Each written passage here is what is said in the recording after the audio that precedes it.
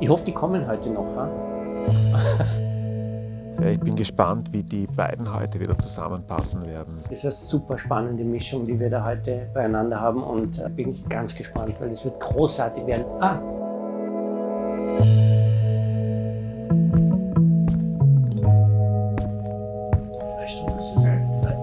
Was wird das, Boris? Keine Ahnung. Okay. Wir können anfangen.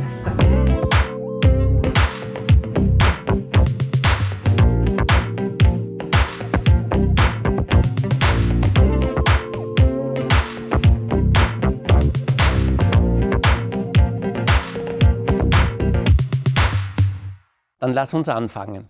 Liebe Frau Vorutan, lieber Christoph, ich darf Sie herzlich hier bei uns in der Erste-Stiftung begrüßen zum 3. Kolloquium, das wir hier veranstalten. Ich begrüße auch dich, lieber Christian, und wir versuchen herauszufinden, wo die Relevanz liegt für das, was wir gemeinsam vorhaben, nämlich die Bestimmung, die Identität, die Mission, die Geschichte, den Narrativ dieser sehr alten Institution neu zu schreiben.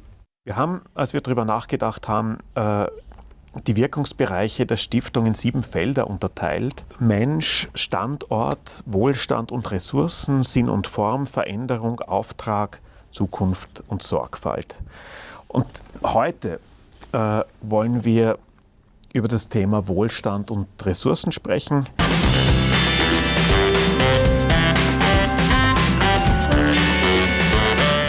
Wir möchten wissen, und da hoffen wir auf dieses Gespräch, was Wohlstand heute bedeutet, wem er zugutekommt, für wen er unerreichbar bleibt, aus welchen Perspektiven man den Begriff betrachten muss, um ihn auf eine zeitgemäße Weise verstehen zu können. Und vielleicht können wir in unser Thema so einsteigen, dass wir mal so eine persönliche Frage stellen. Oder was bedeutet Wohlstand für Sie persönlich? Tatsächlich ist es so, dass es mir nicht gelingt, über den Begriff Wohlstand nachzudenken, ohne automatisch den Begriff Ungleichheit bzw. Teilhabe mit hinzuzunehmen. Wenn ich jetzt erstmal nur in einem Quiz sitzen würde und müsste den Begriff erklären, dann würde ich wahrscheinlich sagen, Wohlstand bedeutet Vermögensaufbau. Und Wohlstand ist wahrscheinlich etwas, was man immer relational misst. Und Wohlstand ist etwas, was verbunden ist mit der Idee, sich zu vermehren. Und je nachdem, aus welcher politischen Ideologie man stammt, ist Wohlstand verknüpft mit einem Leitbild und einem Ideal, nämlich dem Ideal, dass dieser Wohlstand allen gleichermaßen zugänglich sein sollte. Mhm. Darf ich Ihnen dieselbe Frage stellen?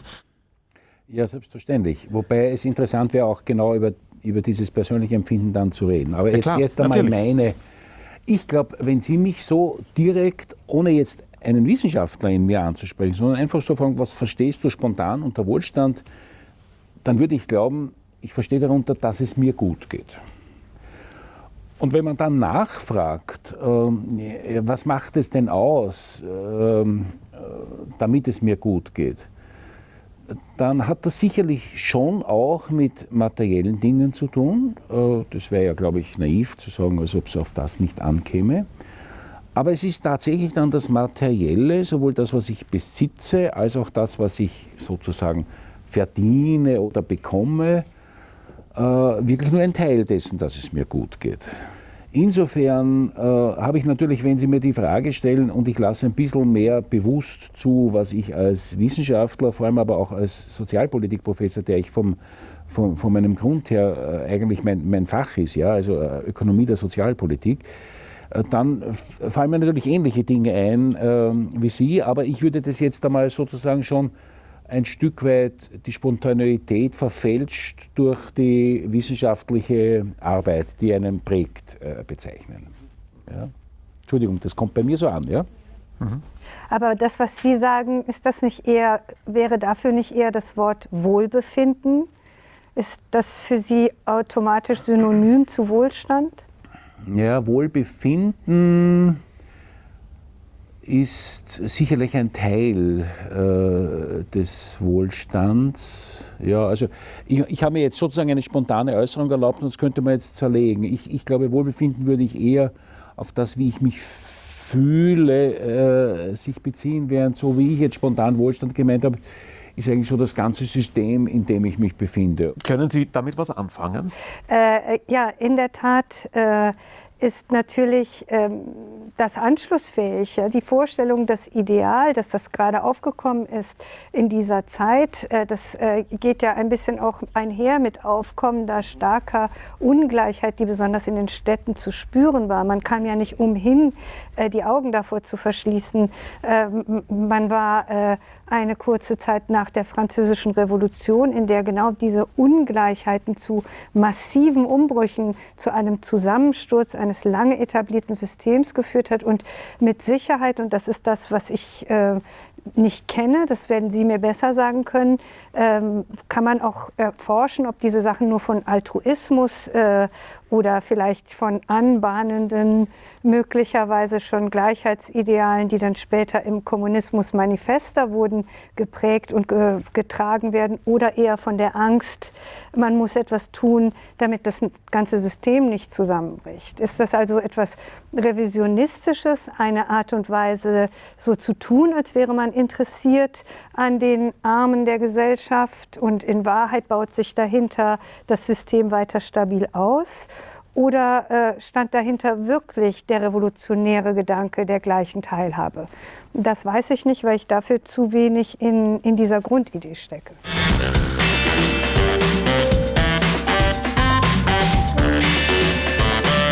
An dem Thema der Ungleichheit, das Sie vorhin erwähnt haben, und ein bisschen die Verknüpfung herstellen zu dem, was quasi eine Gesellschaft zusammenhält. Und wir wissen, dass gerade in Westeuropa nach 1945 der wachsende Wohlstand und die stabile Demokratie, diese Mittelschichte, die sich sozusagen über sozialen Aufstieg hat etablieren können, dass die miteinander eng verknüpft sind. Und was wir in den letzten Jahrzehnten vermehrt aber erleben, ist, dass sozusagen die Teilhabe an solchen Aufstiegsversprechen so nicht mehr funktioniert. Aufgrund von unterschiedlichen Herkünften, von unterschiedlichen Gründen, aus unterschiedlichen Motiven und auch Unzugänglichkeiten eines Systems, das sich offensichtlich von seiner Integrationskraft abschwächt. Und damit quasi Instabilität in die Diskussion. Gleichzeitig, wenn wir heute davon sprechen, Inflationsraten, es ist schwieriger geworden, die hohen Immobilienpreise, es ist schwieriger geworden, sozusagen zu Krediten zu kommen. Da möchte ich die Diskussion noch mal hinführen, weil auch was in Ihr Forschungsgebiet zu sagen, wir haben es auch sozusagen mit unterschiedlichen gesellschaftlichen Strukturen zu tun. Man redet immer von Parallelgesellschaft und von solchen Phänomenen. Kann so eine Teilhabe, von der Sie auch gesprochen haben, unter den Voraussetzungen, in den systemischen Voraussetzungen, wie wir heute leben, überhaupt noch funktionieren? Also es ist ja sehr viel von der Krise des Kapitalismus die Rede seit geraumer Zeit. Eine ganze Weile hat man gar nicht darüber gesprochen. Ich habe den Eindruck, die 90er und die 2000er, wenn man die ein bisschen mit dem großen Anstieg des Neoliberalismus vielleicht gleichsetzt, diese beiden Jahrzehnte nach dem Zusammenbruch der bipolaren Weltordnung, da hat man eigentlich gar nicht so sehr von Krisenhaftigkeit, sondern es war im Grunde genommen der Sieg des Kapitalismus, ein bisschen euphemistisch auch gesprochen, hat man das gleichgesetzt mit dem Sieg der freien Welt. Insofern, dass Kapitalismus mit dem Freiheitsbegriff so stark verknüpft wurde, ist natürlich deswegen, weil die Freiheit des Aufstiegs darin inbegriffen ist auch. Also nicht nur die politische Freiheit demokratischer Systeme, sondern auch die Möglichkeit, verknüpft sehr stark mit der Idee und dem US-Narrativ vom Tellerwäscher zum Millionär, dass im Grunde genommen jeder Mensch durch seiner oder ihrer ehrlicher Arbeit es zu einem gewissen Wohlstand bringen kann. Und diese Idee ist in den letzten Jahren immer weiter erodiert. Die Vorstellung, dass Wohlstand Wohlstand schafft und Arbeit niemals Wohlstand schaffen wird, ist so stark miteinander verknüpft, dass die Menschen anfangen, am gesamten System zu zweifeln. Und deswegen habe ich nicht umsonst eben die Französische Revolution genannt, dieser Moment, in dem ein radikaler Zweifel am bestehenden System besteht oder aufkommt, ist natürlich immer etwas, was auch eine gewisse Eruption mit sich führen kann. Und die Frage ist, ob solche etablierten Institutionen, die auch wohlmeinend, benevolent im Sinne der Menschheit vermeintlich auch für sich selbst im besten Wissen und Gewissen agieren, wenn sie zu sehr entfernt sind von der Krisenhaftigkeit, die sich anbahnt, haben die natürlich irgendwann ihren Zweck verloren. Und an diesem Punkt muss man ansetzen und sich natürlich fragen, von dieser Idee, die als radikal formuliert wird, in jeder Straße, in der eine Sparkasse ist, wird es den Menschen besser gehen. Wie findet man zu dieser Idee zurück, wenn die Bankenhäuser als hermetisch abgeriegelte Orte wahrgenommen werden, die nur gewisse Menschen immer reicher machen und für andere nicht mehr zuständig sind, auch wenn sie noch den Volksgedanken in sich tragen? Ist das ja trotzdem so, dass die letzten Jahre, und nicht umsonst können wir wahrscheinlich die Krisenhaftigkeit von heute zurück zur Bankenkrise 2008, 2009 zurückverfolgen. Also insofern, das sind Momente, die verknüpft werden mit Kapital. Und insofern hat sich die große verführerische Erzählung des Kapitalismus als ermöglichende Idee nach 1989 im Moment in eine Krise hinein manövriert. Und es ist gut, wenn wir hier sitzen und darüber nachdenken, ob man genauso radikal vielleicht wieder Anschluss finden kann an andere neue Momente. Also ich würde gern, manches von dem teile ich überhaupt nicht, was Sie sagen, aber ich würde eigentlich ganz gern noch einmal zu diesem schönen Büchlein und diesen Sätzen kommen und auf Folgendes hinweisen. Nicht umsonst hat sozusagen einer der Väter der Nationalökonomie, Adam Smith, sozusagen das Buch The Wealth of Nations geschrieben. Und The Wealth of Nations im Sinne von Adam Smith ist sicher materiell auf Produkte, Güter und Dienstleistungen hinbezogen. Und es ist nicht the wealth of individuals, sondern es ist the wealth of nations altogether. Ja? Also da ist jetzt, glaube ich, nicht der Anspruch drinnen, dass da jetzt jeder gleich viel hat, oder da geht es eigentlich um die Reichheit, um das, was in der Volkswirtschaft produziert wird. Und jetzt komme ich zu dem schönen Satz, den Sie zitiert haben aus dem Büchlein. Und ich muss das irgendwie konfrontieren mit dem Lehrbuch der Sozialpolitik, wo sehr richtig dargestellt wird, dass es so etwas gibt wie eine Ergebnisgerechtigkeit oder eine Prozessgerechtigkeit. Prozessgerechtigkeit wird dann oft als Chancengleichheit dargestellt, stimmt auch, obwohl es ein bisschen mehr ist. Und Prozessgerechtigkeit ist der Gerechtigkeitsbegriff des Liberalismus, nicht Ergebnisgerechtigkeit.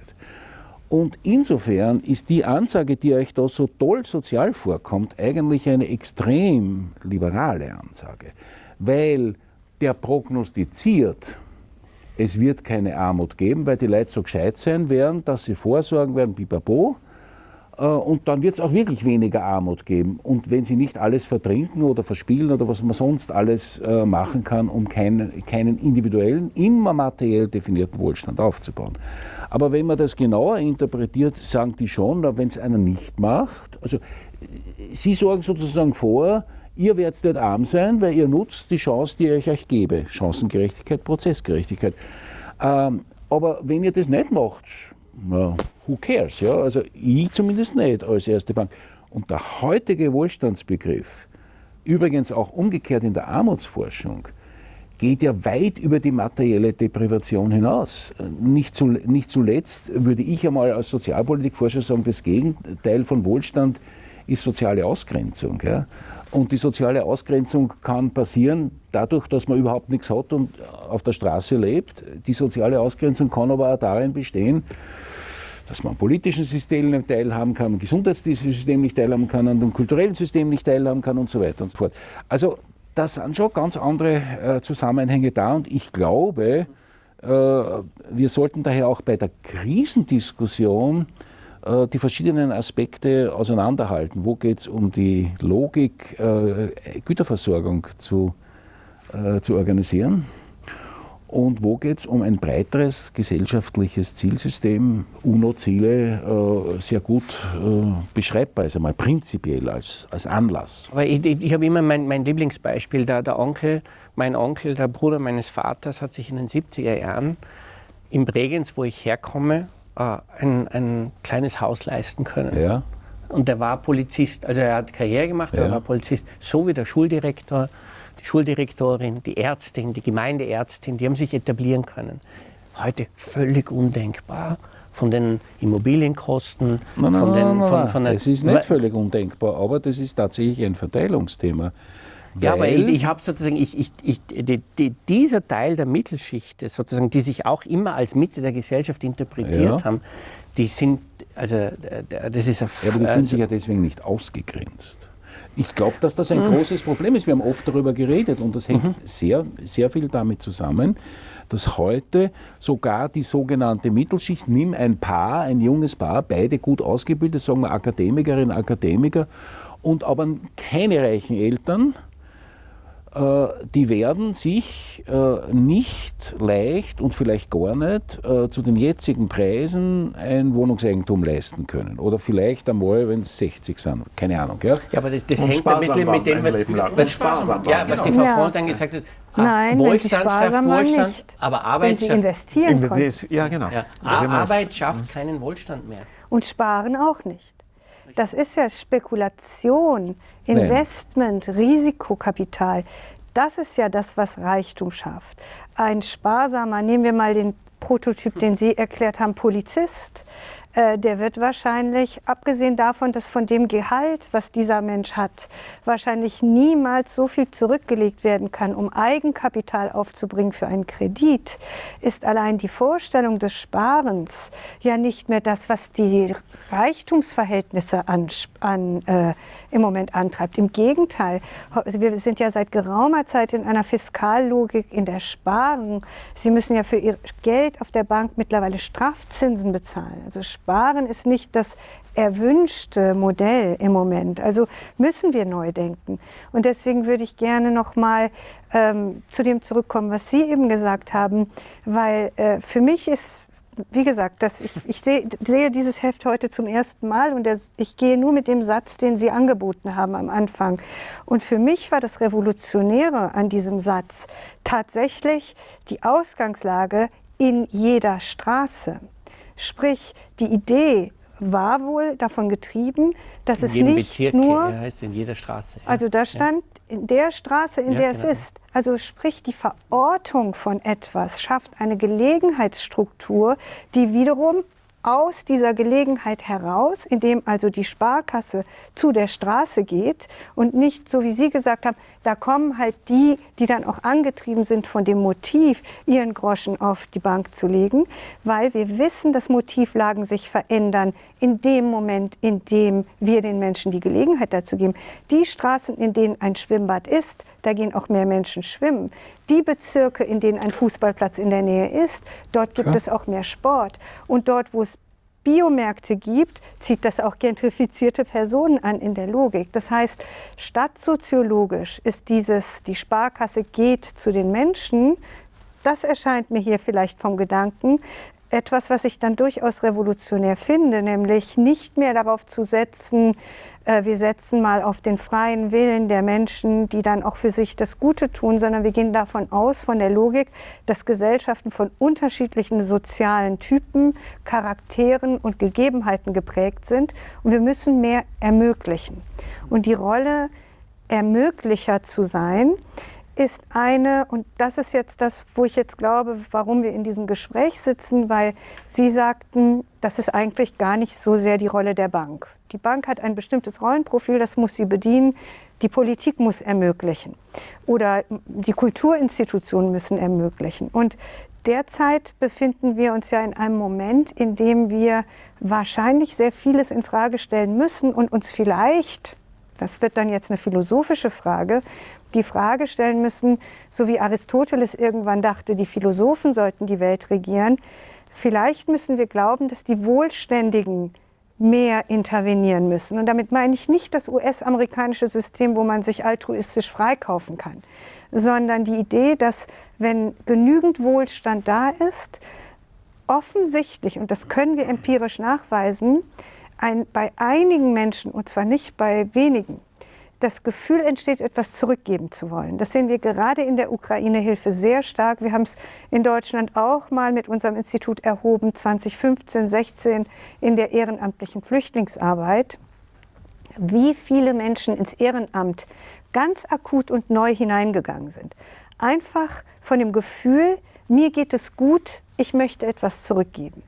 Und die Frage ist, wenn wir uns anschauen, dass wir das immer wieder erwarten von der Politik, ist es richtig und es ist eine grunddemokratische Vorstellung, die Sie da äußern. Aber auch grunddemokratische Vorstellungen können krisenhaft sein.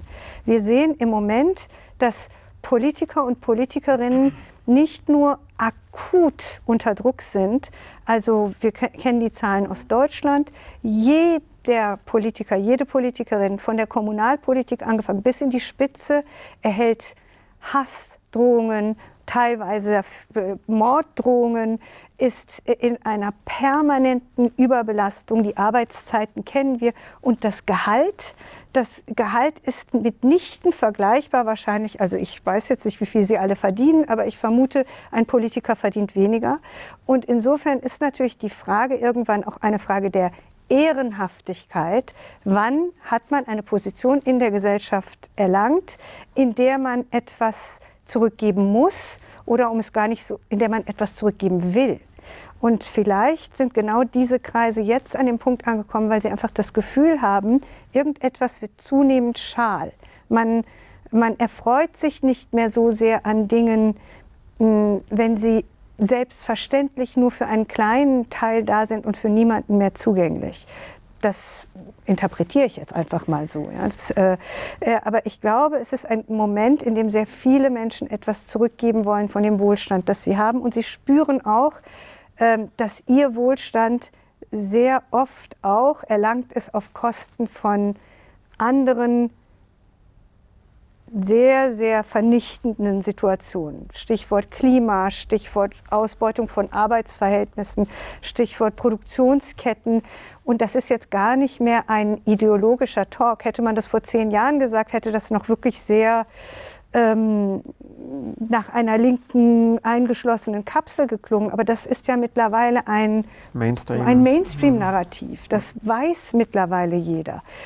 Und insofern denke ich, das ist ein Moment, in dem, nennen wir es mal die liberale Mitte, stärker einsteigen muss in Umgestaltung von Gesellschaft. Sie haben Bezug genommen auf das, was ich gesagt habe, was die Aufgabe einer Bank ist. Das zahlt sich vielleicht aus meiner Art zu denken aus, ein bisschen darauf einzugehen. Ich habe zunächst einmal sozusagen als studierter Volkswirt sehe ich die Bank mit ganz bestimmten volkswirtschaftlichen Funktionen als Finanzintermediär zu dienen. Ja, das könnte man jetzt ausführen. Zuerst war es das Lehrbuch der Sozialpolitik, jetzt ist es das Lehrbuch der Volkswirtschaftslehre, Fristentransformation, alle möglichen solche Sachen. Wobei ich dazu sagen muss, das ist halt die Art und Weise, wie ich denke, die natürlich auch geprägt ist durch mein Studium. So. Und insofern ist es nicht die Aufgabe der Bank, nach meinem volkswirtschaftlichen Verständnis, Armutsbekämpfung zu betreiben. Und ich habe auch versucht, nachzuweisen, das ist übertrieben, wir haben einen Satz da gehabt, also ich habe einfach spontan dazu assoziiert, so edel waren die gar nicht, sondern die haben eigentlich ein sehr liberales Denken gehabt, was Ergebnisgerechtigkeit betrifft, wobei sie natürlich völlig recht haben. Je mehr die Banken hinausgehen, desto mehr ist es auch leichter, dass man zu ihnen findet. Und jetzt gehe ich in die Gegenwart. Und jetzt sage ich, Moment einmal, heute eine Bank. Wir wissen alle, in den letzten 10 Jahren haben die Banken, das ist paradox im Hinblick auf das, was da steht, alle ihre Filialen zugesperrt. Die Fachleute sagen, ja, das waren viel zu viele unter wirtschaftlichen Gesichtspunkten, was wahrscheinlich unter betriebswirtschaftlichen Gesichtspunkten auch stimmt. Was ist dadurch entstanden? Wir haben in der Zwischenzeit einen, das mag man gut finden oder schlecht finden, einen Entwicklungsstand in unserer Gesellschaft erreicht, dass sie ohne Bankkonto nicht leben können. Schlagwort zweite Bank. Ja, da hat die erste Bank eben wirklich, die haben eine andere Philosophie gehabt, die anderen haben sie dann später nachgesagt. Das war, sagen wir mal, der Stand vor 20, 30 Jahren. Eine Bankgründung, die für Menschen also Menschen, die bisher kein Konto bekommen haben, die haben ein Konto bekommen. Die haben ein Konto bekommen. Und da hat eine Bank begonnen, und das ist wirklich, das ist auch einer der Gründe, warum ich mich gerne in der Stiftung engagiere, weil ich weiß, dass so kapitalistisch sozusagen die Erträge waren, die man im Osten gemacht hat, dass da jemand dahinter stand, der gesagt hat, und mit dem, was ich da verdiene, habe ich auch eine soziale Verantwortung. Das hat nach meinem Wissen keine Bank. So, und keine andere Bank. Und jetzt drehe ich das Rad ein bisschen weiter. Jetzt kommt die Digitalisierung und jetzt kommen wir auf einmal in eine Situation, also eine Bank braucht nach wie vor jeder, weil du kannst praktisch, wahrscheinlich die Pension, glaube ich, kann auch nicht mehr der Geldbriefträger bringen, weiß ich nicht. Als ich bei der Post praktiziert habe als Student, sind halt die Geldbriefträger gegangen und haben die Pension ausgezahlt und Cash nach Hause gebracht, waren deswegen sehr überfallsgefährdet und lassen so sagen. Anyway, damals ist es nur darum gegangen, jetzt geht es nur darum, eine Bank zu haben, und jetzt kommt die Digitalisierung und jetzt fragt man sich, und was ist, wenn einer das Wissen nicht hat, Klammer auf Herkunft, die Mittel nicht hat und daher nie gelernt hat, ein digitales Bankkonto zu bedienen, wurscht, ob jetzt am Handy oder sonst irgendwo. Da gibt es neue Formen von Ausgrenzung. In dem Augenblick, in dem auf einmal etwas, was eigentlich von einem privatwirtschaftlichen Unternehmen hergestellt worden ist, eine Grundvoraussetzung ist, damit ich überhaupt leben kann, im vollsten Sinn des Wortes. Das hat es mit der Bildung gemeinsam. Ja, wenn Sie nicht schreiben und lesen können, können Sie sich, ja, irgendwie wird es vielleicht gehen, wie man weiß, aus versteckter, aber im Großen und Ganzen können Sie nicht an der Gesellschaft mitspielen. Und da kommt auf einmal eine ganz neue soziale Verantwortung drauf. Und da würde ich bin halt einer, der dann sehr stark mit den Kategorien der Politik denkt, sagen, na, entweder die Banken sind selber so verantwortungsvoll und überlegen sich was. Ich weiß ehrlich gestanden nicht, wie das geht, wenn man heute einen Computer nicht bedienen kann. Ich glaube, man kann mal in die Filiale gehen und dort einen Analogschein hinlegen und gegen Gebühr von 5 € irgendeine Rechnung zahlen. Also es ist schon am Weg zur Ausgrenzung. Entweder die Banken sind selber so gescheit oder ich muss mir zum Beispiel im Hinblick auf digitale Bildung etc. was überlegen, und dann muss ich mir hinsichtlich von den Generationen was überlegen, wie kommen ältere Generationen überhaupt noch mit. Ich komme in all diese Fragestellungen. Das heißt, die gesellschaftlichen Ansprüche der Teilhabe, und da waren wir uns ja, glaube ich, einig, dass Teilhabe mehr ist als Güter und Dienstleistungen, ja, die verändern sich einfach durch die technologische Entwicklung und so weiter. Also es sind jetzt ein paar Stichworte, die so halbert im Widerspruch zu Ihnen stehen, aber halbert auch versuchen, das Ganze weiterzuentwickeln. Aber Sie haben vielleicht eine ganz andere Vorstellung, was eine Bank eigentlich soll, nach Ihrem Weltbild oder weiß ich jetzt nicht. Ja? Ja, also meine Frage ist tatsächlich, ich bin immer noch an dem Punkt, an dem Sie sagen, als Volkswirt haben Sie ein Bild von einer Institution, und diese Institution hat logischerweise ein bestimmtes Verantwortungsportfolio und für den Rest sind andere zuständig. Das ist auch richtig so, deswegen habe ich eben gesagt, das ist ein zutiefst demokratischer Gedanke, in dem wir sind in diesen Gedanken hineinsozialisiert. Eine Schule ist für Bildung zuständig, ein Fußballverein, um den Leuten beizubringen, wie man Fußball spielt, und eine Bank ist eben für das zuständig, dass man eben mit seinem Vermögen gut wirtschaftet. Wahrscheinlich noch andere Sachen, ich habe das jetzt herunter reduziert. Meine Frage ist nur, können wir uns in den 20er Jahren, die ja nun mal jetzt auch schon im vergangenen Jahrhundert zutiefst umwälzende Jahre waren, und bei uns sind es auch zutiefst umwälzende Jahre, diese synchronen Positionierungen überhaupt noch leisten, dass wir zueinander agieren, aber unabhängig jeweils in unserem Feld. Das verstehe ich nicht ganz. Ja, also jeder ist für etwas zuständig. Ich frage mich, ist das noch so? Also wenn ich mir jetzt anschaue, 2015, 16, die Schulen wurden zu Flüchtlingslagern, die Turnhallen wurden zu Erstunterkünften, die Ärzte haben gleichzeitig Sprachvermittlung gemacht, die Fußballvereine haben Integrationslotsen gemacht. Also sie sind aus der zugesprochenen Rolle radikal herausgetreten und haben sie ausgeweitet. Und ich frage mich, kann in einem solchen Moment eine Bank es sich noch leisten zu sagen, wir bleiben aber in unserem in dem Rollenportfolio, das wir schon seit Jahrhunderten haben? Und die gleiche Frage könnte ich wahrscheinlich auch, muss man gar nicht nur einer Bank. Ein Polizist ist nicht mehr nur Schutzmann. Er war auch so, Schutzmann und Wachmann sind schon ganz unterschiedliche Positionen. Präventionsarbeit, Deeskalationsarbeit und Sanktionsarbeit sind drei ganz unterschiedliche Profile. Ich glaube, es verändern sich einfach die gesellschaftlichen Funktionen davon. Und jetzt kann man natürlich darüber nachdenken, was ist die gesellschaftliche Funktion einer Bank. Ja, in der Hinterwehr steht, der ein bisschen was von Moral hält und nicht sagt, ich will nur abcashen. Aber ich sagte, wir haben, glaube ich, zwei ganz massive Transformationen, die ineinander wirken. Die eine ist sicher die Diskussion über Nachhaltigkeit und kann ich Wohlstand, komme ich ein bisschen zum anderen Thema noch, aber unser Wohlstand ist die letzten 30, 40 Jahre entstanden aufgrund einer carbonorientierten Industrie, wissen wir alle. Ja, und wir haben noch kein Bild, wie wir sozusagen das aufrechterhalten können, unsere Lebensqualität, wenn wir aus dieser Form der Industrie aussteigen. Wir haben schon ein Bild, aber wir haben nicht die Konsequenz, es zu verfolgen. Ja, okay. Ja, das ist ein Unterschied. Aber dann, das Bild würde mich interessieren, Christoph. Ja, gern. So, und das andere ist, glaube ich, die Fragmentierung der Gesellschaft und die sozusagen vor allem auch sozusagen die Diskussionen, die wir immer haben mit dem Phänomen von Parallelgesellschaften und dass es sozusagen migrantische Gemeinschaften schwerer haben, sich in der Teilhabe am Gesamten beteiligen zu können, als wenn ich hier im 19. Bezirk, Entschuldigung, der 19. Bezirk ist hier sozusagen der Bezirk der Willen, hat aber auch dank der Wohnungspolitik der Stadt Wien den größten Gemeindebau.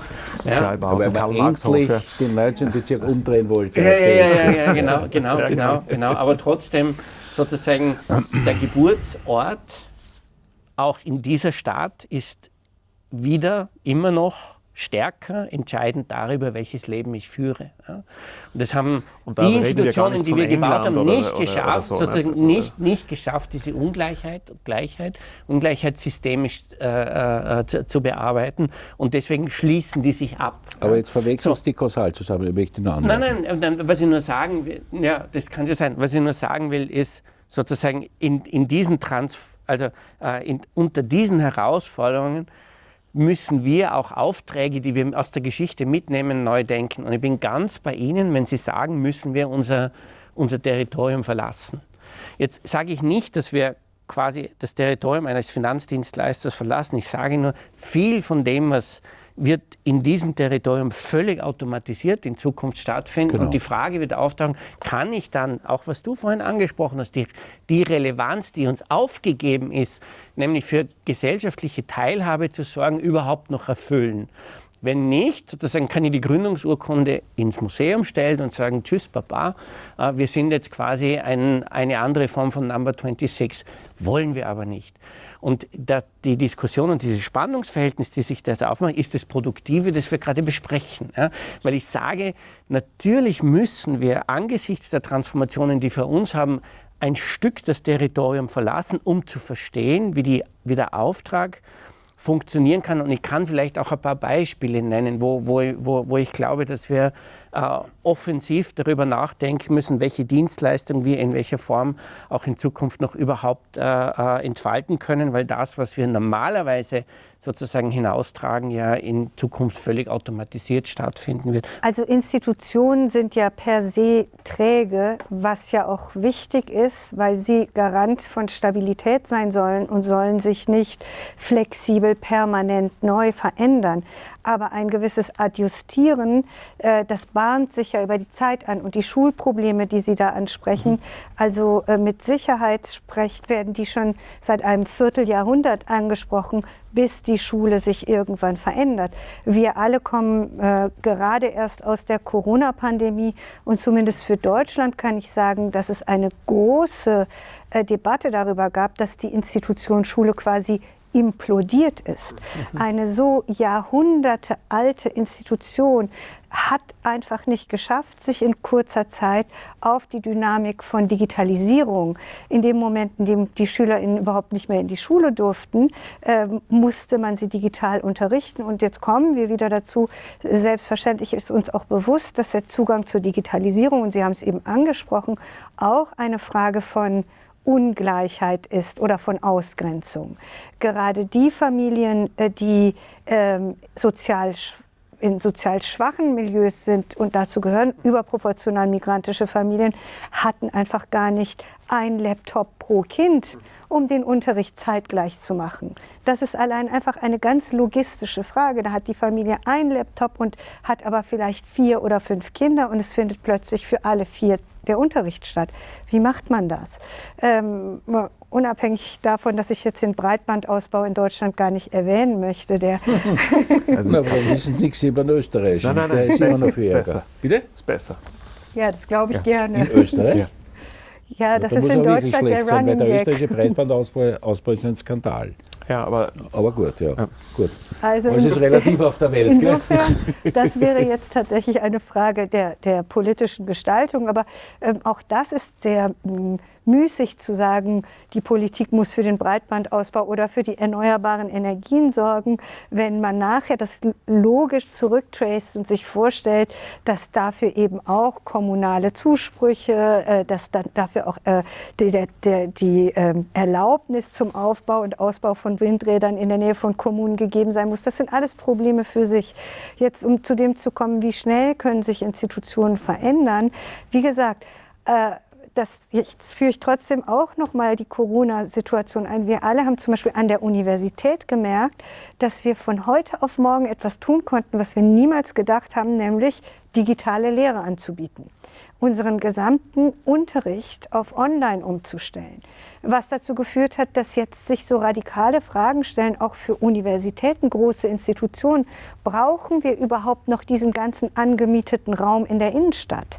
Während wir in Berlin, wie Sie wahrscheinlich wissen, von einer unfassbaren Wohnungsnot betroffen sind, die sowieso schon per se seit langem ein Problem ist und jetzt mit einer sehr schnell hochgegangenen Zahl auch noch geflüchteter UkrainerInnen noch mal weiter hochgeht.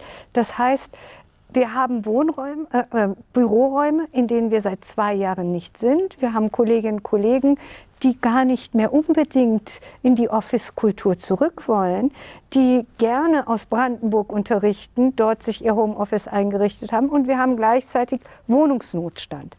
Sprich, es braucht im Grunde genommen kluge Matchings von Problemsituationen. Und die Frage ist auch, das, was Sie sagen, die Bank hat ein gewisses Portfolio an Dingen, die sie ausfüllen muss. Gleichzeitig wissen wir zum Beispiel, Überweisungen in Herkunftsländer funktionieren überhaupt nicht über Banken. Die sind im Supermarkt, ja, also, oder in der Metzgerei. Man geht hin, gibt das Geld, Herrn, Western wie auch Union. immer, Western Union, und der sagt seinem... Gebühren 30%. Genau. Ja, das Risiko. Das ist, und Es der ist sagt dann seinem Cousin betriebswirtschaftliche in Logik. Iran oder wo auch immer, zahl das Geld aus. Also es gibt schon alternative Transfersysteme, die nicht nur im digitalen Raum funktionieren, sondern ganz klassisch von Mensch zu Mensch. Und da ist jetzt wieder die Frage, die ich mir stelle, zurückgehend zu dem hier, müssten nicht die Banken aus dem, was sie geschaffen haben, das können Sie wahrscheinlich besser beurteilen, wie viel Wohlstand über die letzten Jahre generiert worden ist. Es ist ja auch viel Wohlstand wieder verloren gegangen oder, wenn ich Sie richtig verstanden habe, gar nicht wirklich Wohlstand, sondern virtueller Wohlstand. Aber in jedem Fall ist doch etwas da. Und die Menschen sitzen dort und fragen sich, was können wir mit dem Wohlstand tun? Also gründen wir eine Stiftung, die Stiftung fördert Kunst und so weiter. Aber ist das, was man macht, letztlich auch schon wieder passé? Ist im Grunde genommen Kunstförderung wundervoll wichtig, gerade in dieser wundervollen Kunststadt. Aber wo kommt es an bei denen? Ich sehe das jetzt bei Theatern. Die Theater stellen sich die ganze Zeit die Frage, was machen wir, wenn niemand mehr kommt? Was machen wir, wenn die Kunst von niemandem mehr angesehen wird, sondern von nur den wenigen Etablierten, die verstehen, was diese Kunst bedeutet. Und jetzt kommen wir zu den Ungleichheitsmechanismen, die für sich parallele Strukturen bilden. Dazu gehören übrigens nicht nur migrantische Strukturen. Wenn wir auf die Armutsdaten schauen, so wissen wir, jedes Jahr kommt der Armutsbericht in Deutschland raus und immer wieder ist die Kategorie, die am stärksten von Armut betroffen ist in Deutschland, die alleinerziehende Frauen. Und die Mehrkindfamilien. Genau. Und aber in der Tat sind es sind etablierte Strukturen der Ungleichheit, die sind über Jahrhunderte etabliert. Und dass man sie jetzt so radikal anspricht, zum Beispiel über Identitätspolitik, führt ja auch zu ganz aversiven Momenten. Ja? Also dieser emanzipative Moment zu sagen, so, jetzt schaut mal auf mich. Ich und meine Kategorie, meine soziale Gruppe ist seit Jahrhunderten von Nachteilen betroffen. Und es gibt eine Kategorie, und die benennt man jetzt auch. Ich nehme jetzt mal das Stichwort, was nicht schön klingt. Ja? Alleinerziehende Frau mag auch nicht schön klingen. Und die Kategorie alter weißer Mann als die Kampfkategorie, die gesetzt ist im Establishment, ist natürlich nur eine Benennungspraxis, um zu sagen, wo hat sich seit Jahren so etwas wie Wohlstand und Privilegien platziert. Und die Debatten sind toxisch und werden gerade geführt. Ja, Sie schreiben ja auch, ich habe da jetzt nur mir eine Zahl da irgendwo rausgeschrieben, und wir kennen diese Themen ja auch bei uns und wir kennen sie weltweit. Das reichste Prozent der Deutschen über ebenso viel Vermögen verfügt wie die 87 ärmeren Prozent der deutschen Bevölkerung. Offensichtlich aus einer Statistik der deutschen Wirtschaft befinden sich in Familienhand. Das sagen, man sieht ja die Konzentration oder dessen, was wir heute als Wohlstand begreifen.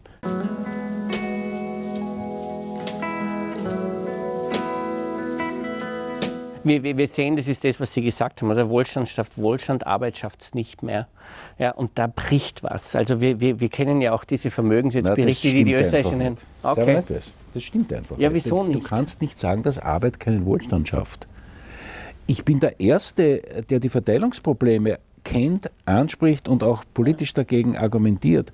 Aber zu sagen, dass Arbeit keinen Wohlstand schafft, wenn du das konsequenter, wenn du das weiterdenkst, sagst du ja eigentlich, liebe Leute, wenn ihr Wohlstand haben wollt, so wie ihr ihn definiert, arbeiten braucht es nicht. Und was folgt dann, wenn die Leute nicht mehr arbeiten? Also, wir können jetzt über das Grundeinkommen diskutieren, ja? Aber auch das Grundeinkommen kann es nicht geben, wenn niemand mehr arbeitet. Ja. Also vielleicht über Reichtum können wir vielleicht... Ja, natürlich auch. Ob vielleicht Arbeit Reichtum schafft. Und wenn wir mit dem Wohlstandsgedanken verharren, den Sie eingangs erwähnt haben, müssen wir sagen, Arbeit verschafft Wohlstand in unterschiedlich privilegierten Formen. Wohlstand, weil zu arbeiten auch eine Form von Befriedigung darstellen kann, Selbstverwirklichung darstellen kann. Aber die Frage, ob man wirklich mit Arbeit, und wir denken jetzt hier an mittelständische Arbeit, noch nicht mal an Fabrikarbeit und schon gar nicht an den Amazon-Paketboten als vielleicht die neueste Figur des Proletariats.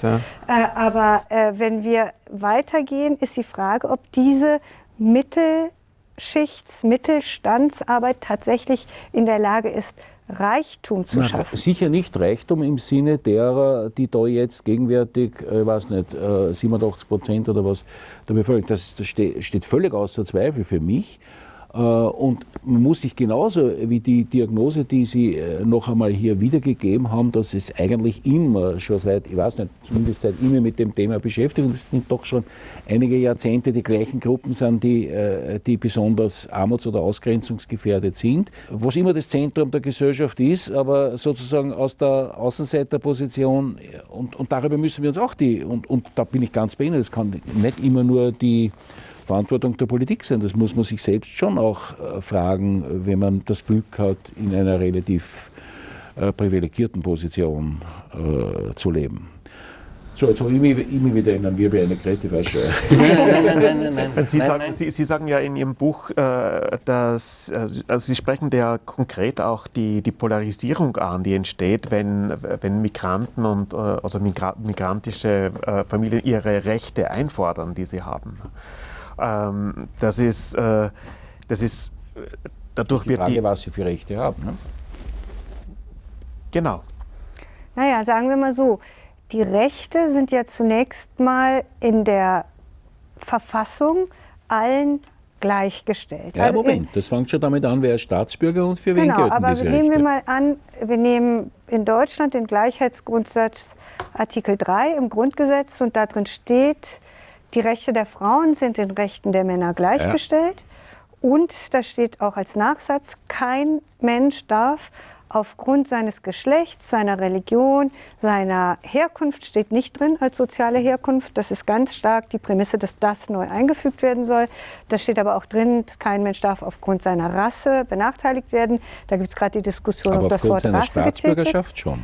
Ja, das ist ein entscheidender Punkt. Aber selbst trotz allem, selbst wenn sie kein Staatsbürger sind, dürfen sie nicht aufgrund ihres Geschlechts benachteiligt werden. Natürlich, zum Beispiel bei der Wohnungssuche, oder aufgrund ihrer Herkunft. Also das hat nicht nur was mit der Frage, die Frage der Gleichheit ist auch eine moralische Frage, die in dieser Form als Norm, als normativer Ansatz in der Verfassung grundiert.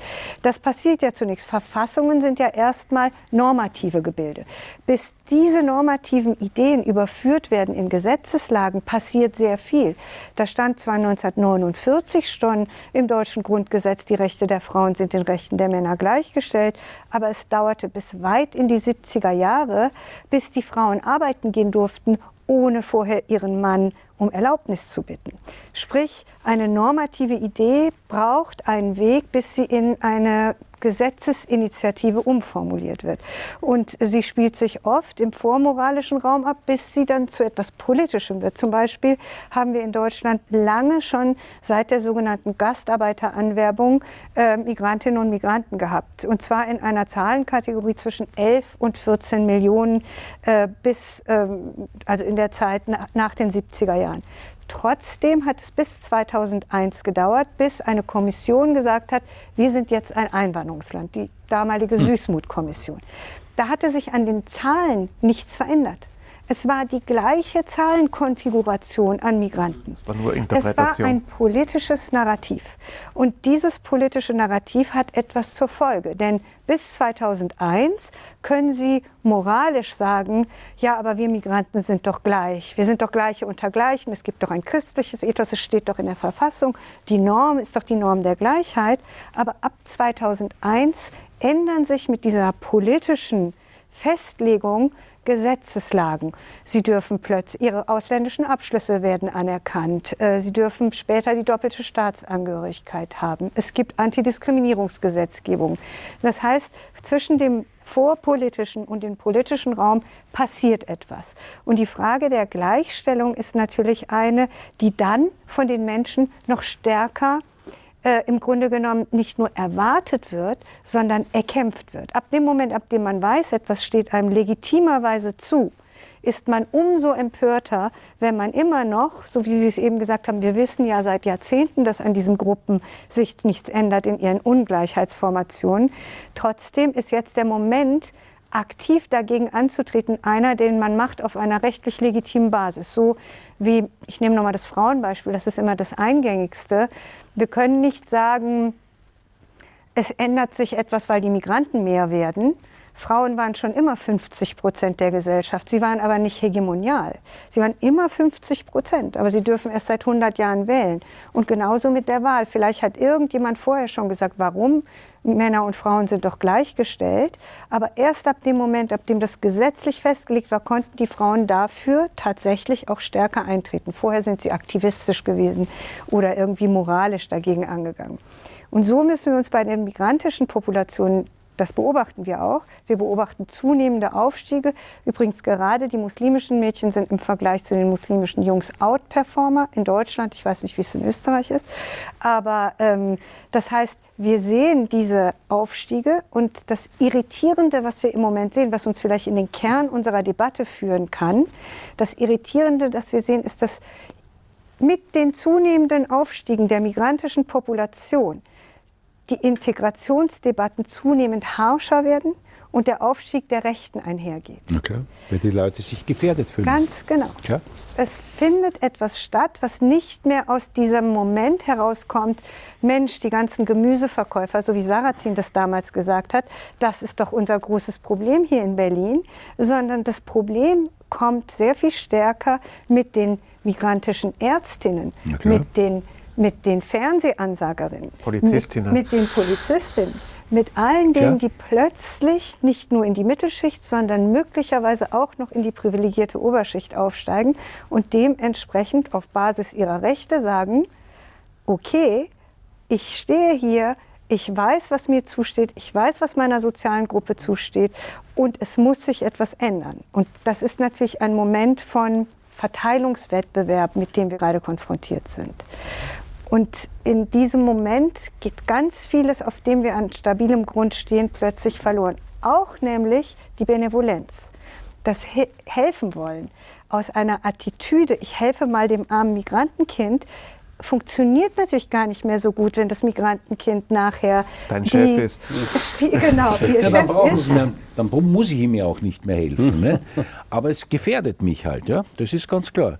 Weil es gibt gewisse Konstellationen, wo der Aufstieg eines Menschen nur zu Lasten eines anderen Menschen geht. Und es gibt aber auch Konstellationen, wo das nicht ein Widerspruch ist. Die Angst ist aber fast immer da. Ja? Wenn auf einmal irgendjemand was wird, wo ich mir dachte, der spielt eh nicht mit. Der oder die, müsste man noch besser sagen. Ja, ja, das teile ich völlig, dieses die Bild. Radikalität dessen. Und ich glaube, wir diskutieren gerade in einem Moment, in dem uns allen bewusst ist, ohne dass wir Antworten haben. Ich würde kaum sagen, irgendjemand hat im Moment die gesetzten Antworten. Aber nochmal, um zurückzukommen zu der Französischen Revolution. Es ist spürbar, dass eine Zeit zu Ende geht. Wir alle haben das Gefühl, und die Pandemie war vielleicht ein Faktor, in dem wir das so gespürt haben. Aber die Idee, ich komme nochmal zur Benevolenz. Also wir haben bei den letzten Bundestagswahlen in Deutschland 13% migrantische Wahlstimmen gehabt. 13%, ja, das ist weit mehr, als die FDP an Stimmen hatte. Es ist also ein relevantes Potenzial. Und wir wissen, in Deutschland hat die Kanzlerstimme 3% ausgemacht. 3% zwischen Scholz und Laschet, die danach dafür, oder 5%, jedenfalls wenige Prozent, die dafür gesorgt haben, wer Kanzler wird und wer nicht. Wenn wir jetzt tatsächlich das Wahlalter auf 16 Jahre senken würden, die migrantische Population ist natürlich im Jugendalter noch mal deutlich höher. Dann kämen wir über die kommenden Jahre auf 15, 17 und 20%. Ab diesem Moment ist es nicht mehr eine Frage, möchte ich jetzt etwas für die Migranten tun? In dem Moment, in dem sie aktiv ausschlaggebend sind für Wahlproportionen oder für Machtkonstitutionen in der Gesellschaft. Und das passiert jetzt schon so, wenn Sie in die Krankenhäuser gehen. Die Ärztinnen und Ärzte sind fast alle migrantisch. Wir haben neulich eine Zahl, bei Corona wollten wir uns anschauen, wer sind die systemrelevanten Gruppen, wie stark sind die Migranten in den systemrelevanten Gruppen proportional vertreten. Am stärksten natürlich im Pflegesektor. Ja, bei uns auch. Ja. Am stärksten im Pflege, aber auch direkt danach, kurz danach kommt Pharmazie, Apotheken, Ärztinnen. Also es entsteht eine Abhängigkeit, die uns dazu aufruft, unsere Positionalität zu verändern. Und nochmal, ich sage das jetzt nicht aus einer ideologischen seid nett zu den Migrantenpositionen, sondern aus einer Pfadabhängigkeit, die wir genauso sehen, wie uns andere vor Jahren gesagt haben, seht ihr nicht, wie sich das Klima verändert. So müssen wir drauf schauen und so ist es am Ende des Tages gar nicht mehr eine Frage, wollen wir etwas tun, sondern nochmal Stichwort Französische Revolution, wenn wir es jetzt nicht tun, dann werden wir davon mit einer revolutionären Eruption wahrscheinlich überrannt. Aber wo hier offensichtlich der Unterschied, ohne dass ich das jetzt exakt sagen kann, aber ich vermute, dass es hier einen großen Unterschied zwischen Deutschland und Österreich gibt, weil es muss sehr stark mit der Praxis zusammenhängen, jemandem die Staatsbürgerschaft zu verleihen. Ob man Migranten die Staatsbürgerschaft verleihen soll, ist in Österreich auch ein Thema, aber nicht ein wahnsinnig starkes Thema. Ja? Und wenn, dann wird es eher auf der kommunalpolitischen Ebene verlangt. Aber offensichtlich, wenn Sie sagen, Sie haben 13% migrantischen Stimmenanteil oder sagen wir mal so Wahlrechtsanteil, ich kann mir nicht vorstellen, dass das bei uns ist. Es sei denn, das ist dann schon die zweite oder dritte Generation, die dann schon eingebürgert sind. Und dann stellt sich die Frage, was ist dann noch ein Migrant und dergleichen mehr. Aber es gibt ja das umgekehrte Problem bei uns, dass einfach der Nichtwähleranteil so groß ist, weil in den Städten in Wien 40% migrantische Menschen leben, nicht? Und die alle nicht wählen dürfen. Aber Sie haben natürlich völlig recht, all diese Geschichten, die Sie erzählen, es ist ja auch ganz klar, es gibt ja auch eine durchaus populär gewordene oder sich weiter verbreitende Anti-Haltung zur Gleichberechtigung der Frauen und der Männer, ja, weil immer klar wird, jetzt sind auf einmal die Frauen schon, nicht? Und das verunsichert natürlich total. Ja. Und jetzt, wenn die Frauen Straßenbahnlenkerinnen sind, verunsichert es vielleicht noch weniger, obwohl ich weiß von Geschichten, sagen wir mal so, es ist kein Zufall, ich weiß nicht, ob Ihnen das schon aufgefallen ist. Ich habe immer wieder beobachtet, dass in Fluggesellschaften, wo vorne eine Frau und ein Mann sitzt, nur der Mann ins Mikrofon redet. Ja? Weil meine Vermutung ist, dass sie das nicht antun wollen, dass da irgendwelche Leute finden, wow, ich wäre von einer Frau pilotiert. Nein, das kann ja schon, also das kann wohl nur der Grund sein, selbst wenn die Frau Pilotin ist und der andere ist Co-Pilot. Also das sollte man bei den Fluggesellschaften mal nachfragen. Aber das sind dann die Dinge, die die erste Angst auslösen. Dort, wo wir keine anderen haben, Schlagwort Pflege, dann löst es keine Angst aus, sondern da ist man froh, dass sie da sind. Aber dort, wo es in interessante gesellschaftliche Entwicklungen geht, also eine Schnurre in meine Apotheke, wo ich am meisten hingehe, ist mir aufgefallen, dass der jetzt, ich weiß nicht, wie viele Angestellte hat, aber nicht wahnsinnig viel. Und der hat jetzt 3 muslimische Frauen dort tätig. Ja? Und ich habe mich die ganze Zeit gefragt, macht er das, weil er die billiger kriegt, oder macht er das aus gesellschaftspolitischer Überzeugung? Das würde mich echt interessieren. Ja, aber oder weil das passiert, was ich eben gesagt habe. Dass die eine den anderen nachholt, oder wie? Nein, ja. Wir haben einen akuten Arbeitskräftemangel in Gesamteuropa. Also es ist nicht nur für Deutschland, es ist für Österreich, auch für Polen.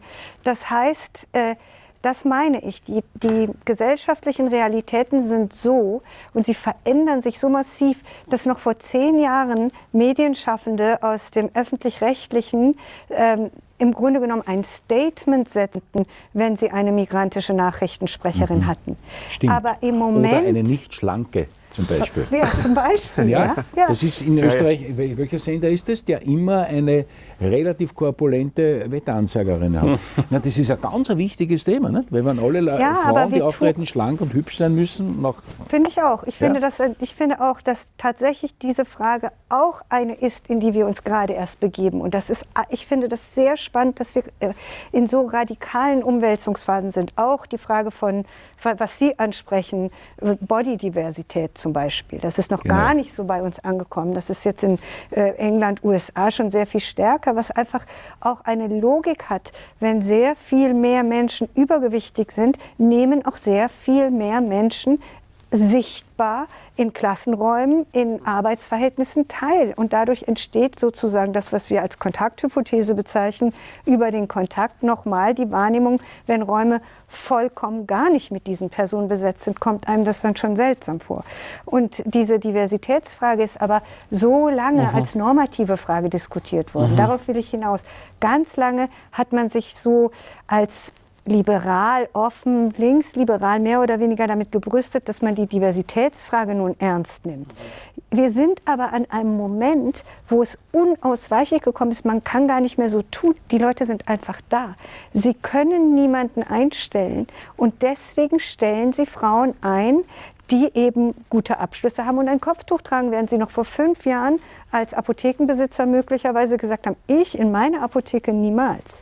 Aber wenn sie dann da stehen und am Ende doch entscheiden müssen, nehme ich die mit dem besseren Abschluss oder nehme ich Kopftuch, ja, genau. dann nehme ich dann und die Diversität ist so stark vorangegangen, dass dass wir uns es nicht mehr leisten können, das nur noch als normative Frage zu betrachten.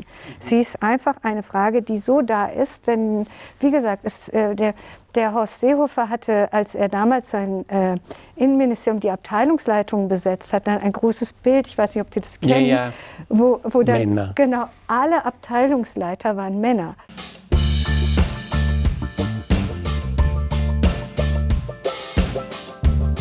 Ich glaube, dass so Institutionen sehr stark aus einer Logik heraus denken, von innen raus. Es war immer so.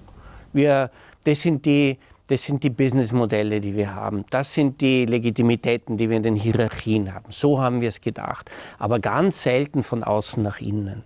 Und was wir hier leisten, ist sozusagen die Brücke dessen. Zu sagen, denken wir mal, in welcher Realität leben wir eigentlich? Und was sind die Herausforderungen? Wie kann ich sie begreifen? Und wie führen die dazu, dass ich als Hauptaktionärin, der ich bin, ein bisschen Orientierung geben kann, halt die Diskussionen, die wir miteinander führen werden, sind erstens, zweitens, drittens, viertens. Weil wir aus einer Geburtssituation kommen mit einem Zweck, der uns dazu verpflichtet, die Gesellschaft zu verstehen. Und jetzt können wir sie aus unterschiedlichen Perspektiven betrachten. Wir müssen sie aus unterschiedlichen Perspektiven betrachten, weil wir ja nicht sagen können, ich nehme jetzt nur den ökonomischen Blick. Ich bin daran interessiert, dass die erste Group gut und profitabel verdient, dass sie investieren kann. Aber sie hat auch einen Grundzweck. Ja? Und dieser Grundzweck verändert sich über die Herausforderungen und über die Realitäten, die wir jetzt wahrnehmen.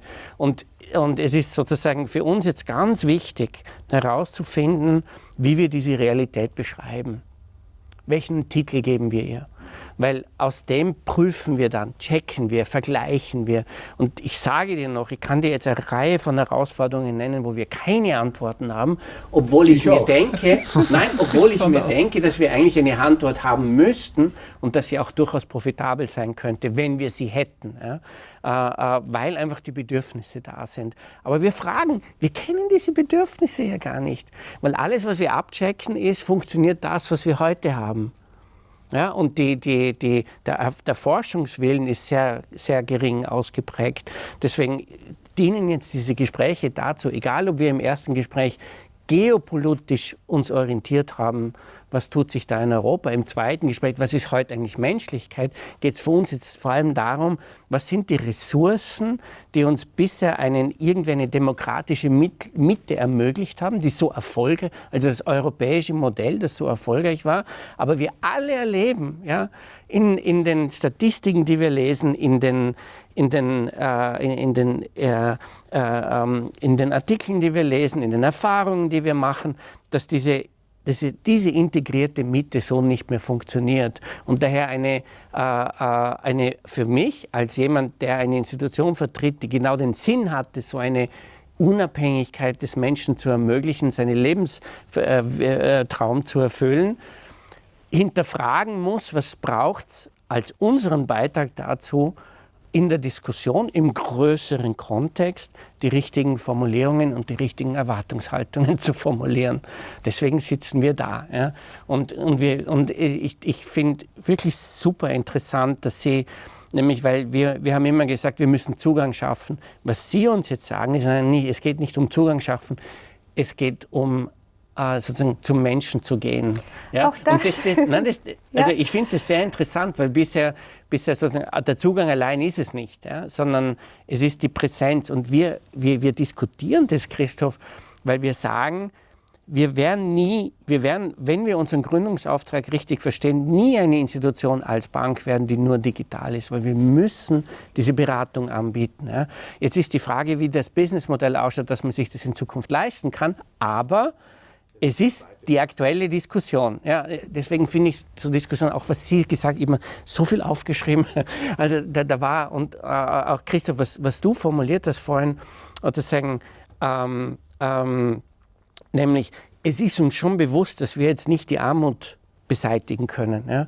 Es ist uns aber auch bewusst, dass wir uns immer fragen müssen, wo wir sozusagen einen Auftrag haben, in der Art und Weise, wie wir diese Dienstleistung gestalten, dass wir sie so gestalten, dass sie den Menschen helfen kann, einfach ein sicheres und gedeihlicheres Leben zu führen. Ja. Und da könnte ich jetzt viele Konflikte zitieren und viele Beispiele nennen, wo wir das nicht tun. Ja.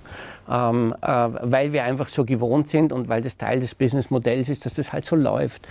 Aber wenn wir diese Fragen heute nicht stellen, glaube ich, werden wir die Situation verpassen, dass wir die Realität anpassen. Entschuldigung, dass ich jetzt noch einmal so ausgeholt habe. Ich wollte aber deine Frage beantworten, sozusagen. Ich sagte, da müssen wir noch konkreter werden. Natürlich müssen wir konkreter werden, aber für uns ist es wichtig, jetzt einmal die Themen aufzuschlagen, die Sprachen zu finden, die Probleme zu benennen und dann gehen wir ja in die nächste Ausbaustufe. Ja.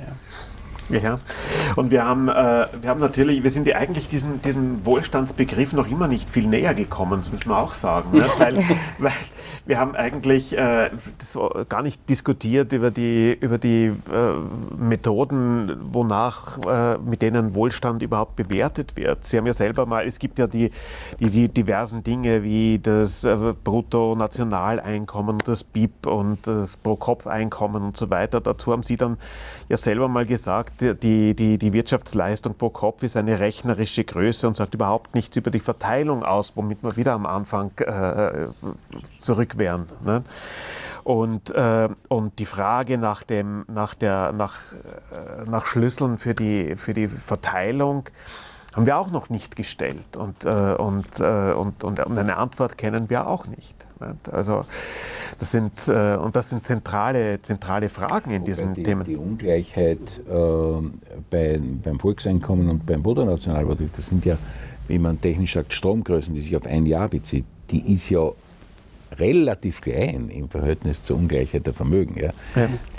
Also insbesondere in unserem Land. Ja. Wir haben also im europäischen Durchschnitt, also die wirklich krasse Ungleichheit liegt im Vermögen. Ja. Und die kann man zwar ein bisschen kleiner rechnen und meiner Meinung nach sogar zu Recht kleiner rechnen, weil da geht es dann um Rentenansprüche und solche Sachen, aber trotzdem ist es ein Phänomen.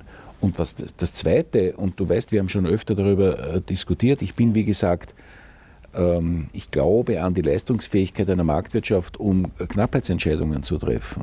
Aber ich glaube, dass die Ökonomie als Wissenschaft keine Antwort auf die Frage hat, was passiert, wenn auf den Arbeitsmärkten so und so viel verdient wird, einschließlich Kollektivverträge und dergleichen mehr, und das nicht reicht, um die marktwirtschaftlich entstandenen Preise am Wohnungsmarkt zu finanzieren. Das ist ein Phänomen, wo nur die Theoretiker eine zynische Antwort darauf haben. Ne? Die machen dann irgendwelche Gleichgewichtsmodelle, aber real, gesellschaftlich, ist das eines der größten Probleme, in dem wir gegenwärtig leben. Und da braucht man dringend eine Antwort, bevor uns das alles in die Luft fliegt. Ja.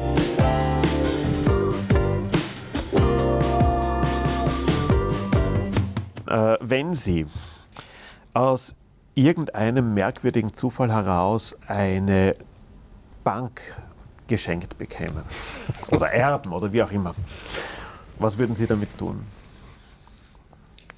Also die letzte Woche wurde ja sehr viel darüber diskutiert, dass Elon Musk bei Twitter einsteigen möchte mit 43 Milliarden. Und dann stand überall die Zahl, von der ich nicht weiß, ob sie stimmt. Angeblich nach ökonomischen Hochrechnungen kann man mit 41 Milliarden Euro den Welthunger beenden. Und warum Elon Musk nicht da rein investiert, statt in Twitter zu investieren. Weil es schwieriger ist. Und insofern, wenn ich eine Bank erben würde, dann würde ich, glaube ich, tatsächlich eher diesen Schritt gehen, zu sagen, ich beginne bei dieser Idee, die ich doch revolutionär fand, die Bank geht zu den Leuten und nicht die Leute gehen zu der Bank. Ich würde ein gezieltes Aufsuchungssystem etablieren. Ich würde ein Pre-Screening machen, um zu schauen, wo in welchen sozialen Gruppen liegen die größten Ungleichheitsfaktoren. Und ich würde mit jedem von denen Businesspläne machen und würde versuchen, in diesen Businessplänen, und das würde ich als Erfolgsmanagement mir in der Bank setzen, normalerweise wird ja wahrscheinlich gemessen, ich weiß gar nicht, ehrlich gesagt, ich kenne mich so wenig mit Banken aus, wie man Erfolg misst bei Banken, aber ich habe mich die ganze Zeit schon gefragt, warum man nicht Erfolg am Wohlstand der Einzelnen misst, sondern so wie Sie gesagt haben, nur entweder am Wohlstand weniger Aktionäre oder am Wohlstand einer Nation, weil eine Nation kann auch viel Wohlstand haben, weil sie Öl, Edelsteine, Ressourcen hat, aber die ganze Bevölkerung ist arm. Und in dem Falle kann diese Nation nicht wirklich als wohlständig angesehen werden. Und das wäre, glaube ich, das Businessmodell, das ich mir etablieren würde, wie ich zum Wohlstand der Allgemeinbevölkerung und mit Checkbox, ob ich es erreicht habe oder nicht, mit einzelnen Businessplänen für die sozialen Gruppen, die Sie natürlich erstmal identifizieren müssen. Sehr interessant. Also Sie sind vorbereitet, sehe ich. Christoph? Wir brauchen jetzt eine schnelle Antwort. Nein, ich gebe auch eine schnelle Antwort. Ich will nur eines wissen. Ich erb die Bank oder bekommt sie geschenkt und ich darf sie auch in den Konkurs führen? Oder was immer Sie wollen. Nein, schon. Weil das eine ist ein Projekt der Philanthropie, ich nehme das Geld und verteile es halt dort. Und das andere ist ein längerfristiges. Und da muss ich sagen, ich würde als allererstes mir genau anschauen, entweder selber oder einen Menschen einsetzen, der das kann, woran verdient die Bank im Augenblick ihre Gewinne? Ja, durch welche Geschäfte? Stufe ich die als moralisch oder als nicht moralisch ein? Ja? Und ich würde versuchen, ein Geschäftsmodell zu entwickeln, wo ich mit Geschäften, die ich persönlich als moralisch betrachte, und das hätte ich schon gerne ein bisschen breiter diskutieren, gute Erträge erwirtschaften und dann hätte man etwas über die Gewinnverwendung überlegen. Ja? Weil dann hätte ich ein nachhaltigeres Modell, wo ich sozusagen korrigierend eingreifen kann. Ich weiß, dass es nicht einfach ist, aber das glaube ich glaube, eine Bank sollte manche Geschäfte einfach nicht machen. Das ist ein gutes Schlusswort, das nehmen wir mit. Ich möchte mich bei Ihnen, bei dir, lieber Christoph, bei dir, lieber Christian, herzlich bedanken. Es war eine großartige Diskussion. Ich möchte mich beim Produktionsteam bedanken, die uns hier gut begleitet haben. Und noch einmal vielen herzlichen Dank, dass Sie sich die Zeit genommen haben, mit uns einmal diese Fragen loszutreten. Und es schaut so aus, als würden wir noch einige Runden brauchen, bis wir dann dort sind, um das alles konkretisieren zu können. Vielen herzlichen Dank und einen schönen Tag noch. Vielen Dank. Dankeschön.